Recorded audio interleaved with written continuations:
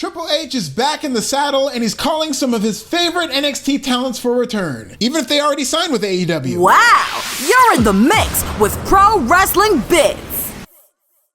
WWE versus AEW continues to get spicy as WWE reportedly reached out to a contracted AEW talent about a potential return.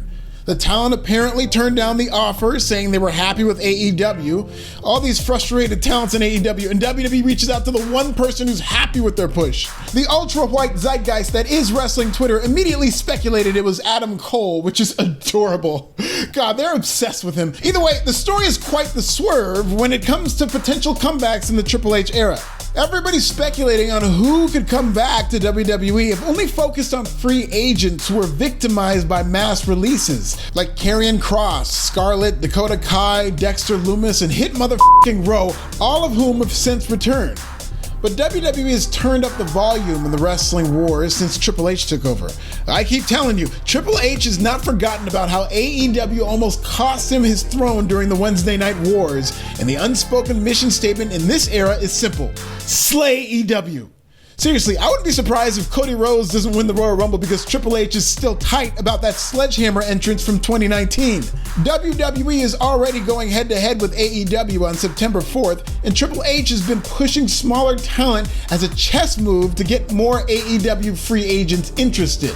The McMahon-Helmsley regime also seems willing to entice AEW talent through the time-honored tradition of tampering in pro wrestling.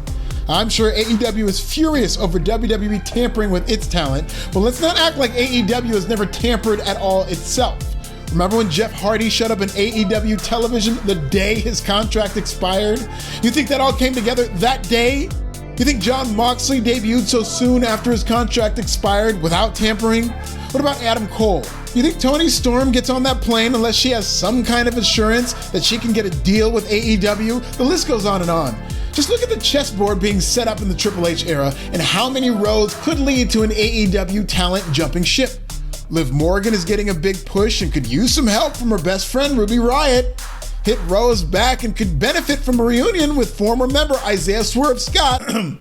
Charlotte Flair is eventually going to come back and her husband is Andrade. WWE is essentially turning into one large tackle box filled with AEW bait. And if I know pro wrestlers and money the way I think I do, somebody's going to bite.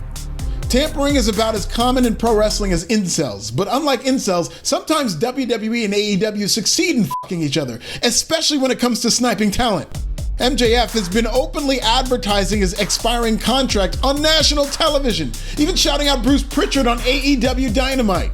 In an era where one wrestler has forced themselves out of a contract after another, the threat of a wrestler being persuaded to force themselves out of their contract to go to the competition is real.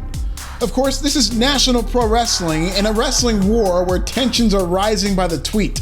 With Vince McMahon now gone, Tony Twitterfingers is now the pettiest CEO in all of wrestling, and I wouldn't be surprised if all this tampering results in at least a threat of legal action. Remember, this is the same Tony Khan who went on a crusade against anti-AEW bots on Twitter. You don't think he'd do the same if he felt his talent was being poached in real life? I can just see the tweet now. For those of you trying to steal my property, you will be sued for every sledgehammer you ever swung. Catch AEW Rampage tonight on TNT. I hardly think this is the first or last time WWE will be reaching out to AEW talent for a return or even a surprise debut. Jonathan Gresham is still under contract with no plans to return, so that might be a situation where WWE could maybe work with AEW in legalized tampering, if you will.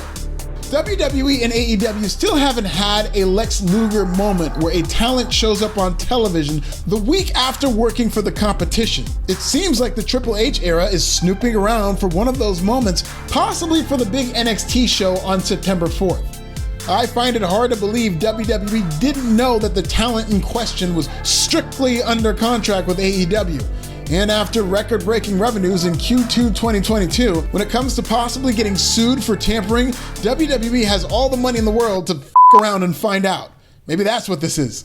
If I'm Tony Khan, I would prioritize the pushes of Keith Lee, Adam Cole, The Undisputed Elite, Swerve Strickland, Andrade, and just about anybody who's taken a selfie with Triple H at the gorilla position in the past 5 years. Triple H is clearly looking to change the colors of the WWE logo to black and gold.